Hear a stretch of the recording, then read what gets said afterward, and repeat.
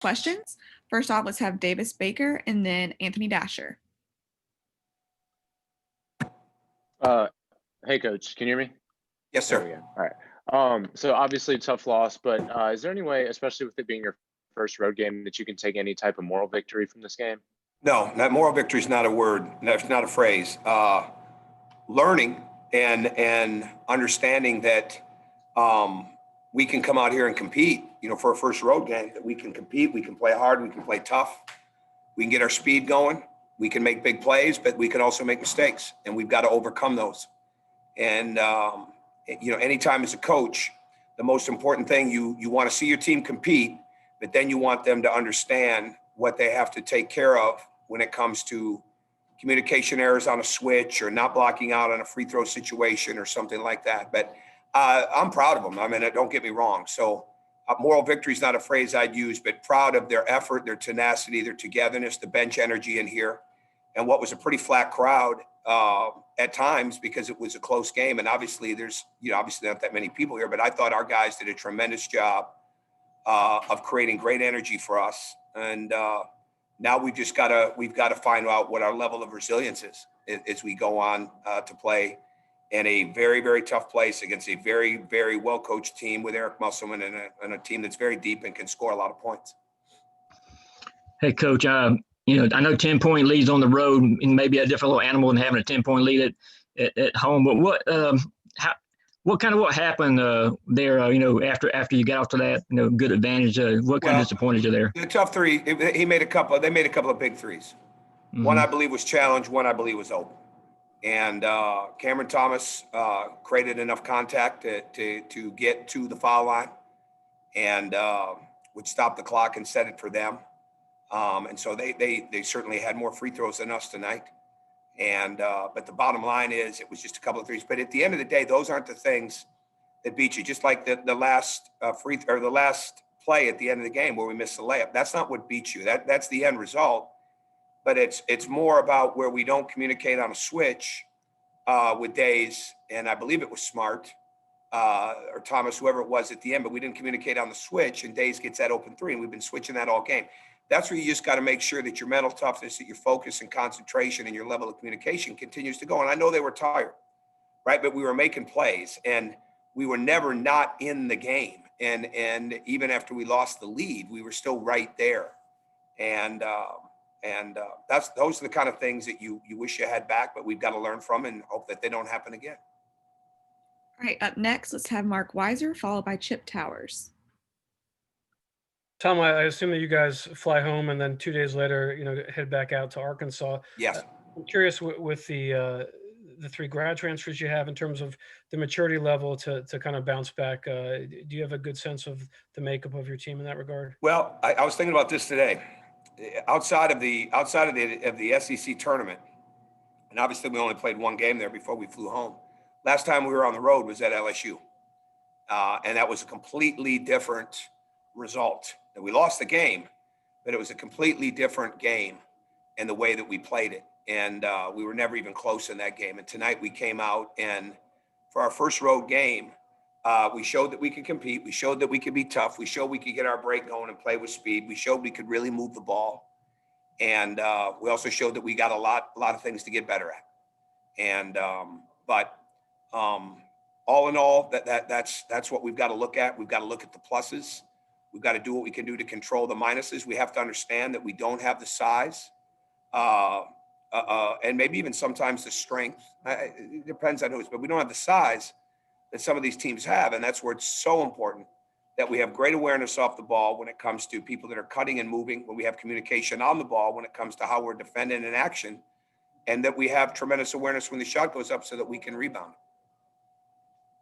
Yeah, Coach, I think y'all were 28-3 on fast break points or something like that. It's unbelievable.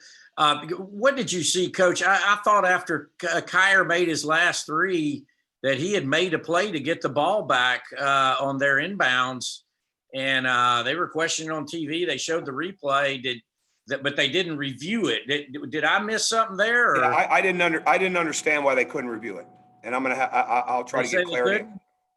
Yeah, I couldn't. I never understood the explanation, but I understand that we've got. I mean, we had 2 referees in this game that have thrown up the jump ball in the national championship game. So I have respect for those guys, but I never really understood why we couldn't review it. And I'll check on that tomorrow. I think when we have rules questions, we need to wait. I think we're pretty much mandated to wait a day before we ask it, which is fine. It'll give me a chance to review it. I have definitely heard that it was not accurate, but I haven't seen it myself. I was standing right there. I thought I had a pretty good view, but I guess all I can say right now is it is what it is.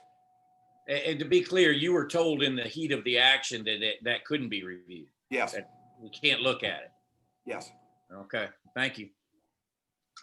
All right, up next, let's have Mike Griffith, followed by Ryan Curley.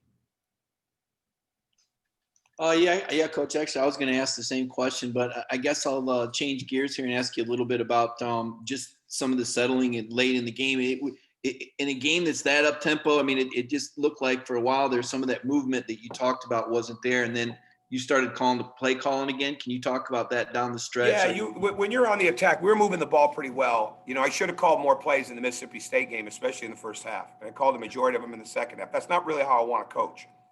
You know, I want them to play with freedom, and we had a lot of, I want to play out of concepts more than plays, right? And when we're moving the ball and we're cutting and we're kicking it and we're reversing through, it took us a little bit to figure out how open what we wanted was against that zone.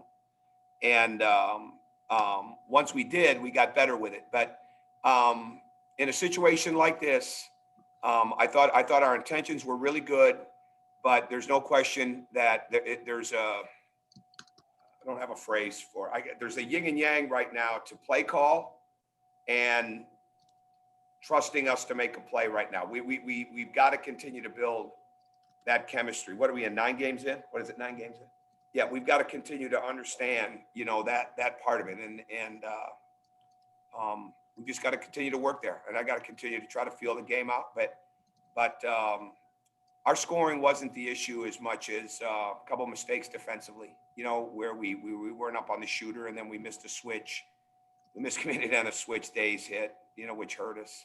But again, you're always, when the game is that close, you're going to live possession by possession. And that's not what it is. Our guys really fought hard. I mean, they fought hard. And against a good team that's picked 3rd in the league, a lot of talent on that roster. And we had a great look to tie the game, and at the end of the game, it was a layup to tie it, or if there was help coming out of the corner on PJ's man, then he's sitting in a place that he's making about 45% of his threes right now, from that right corner. So got the play we wanted. We just didn't get the result with the layup. But I would say this about Justin Kier. He's one of the best. If he's not the best layup maker I've ever recruited, he's right in that first couple of fingers, on the hand. I mean, he can really score. I thought he did an excellent job tonight. And we just missed at the end. Hey, Coach, LSU is obviously a high-scoring team. Arkansas scores even more points per game on average. How do you feel about how your guys handled that type of offense going into Saturday's game? Well, we scored 92 as well. I'll get into Arkansas. I'm into Arkansas somewhat now. They are not nearly as much with the game coming up here, but they're a high scoring team, and they're going to put 5 shooters on the floor, including a 7-3 Connor Vanover, who shoots threes with great regularity. And so they're going to be a different matchup. There were certain times tonight that LSU doesn't put a team full of shooters on the floor outside of the 4 scores. Their 4 main scores. They're really built around 4 guys. And I think Arkansas has they've got more guys that can make shots. So we're going to have to be really, really attentive to what we need to get done defensively there. All right, and last question, let's go with Jed May. Hey, Coach. It seemed like LSU, they drew a lot of fouls on the offensive end, especially in the second half. Did you think it was a product of a tight whistle, or, is there something you guys, I guess, can do better defensively, to avoid that type of thing? I'll have to watch the film because I thought that we had a lot of verticality. But again, referees, I've got to trust the referee to when he tells me that there were hands on or something of that nature. But I thought LSU did a really good job of drawing contact, and they were rewarded for it. especially Cam Thomas. All right. Thanks so much, Coach. Thank you. All right. Thanks everyone for attending. Have a great evening.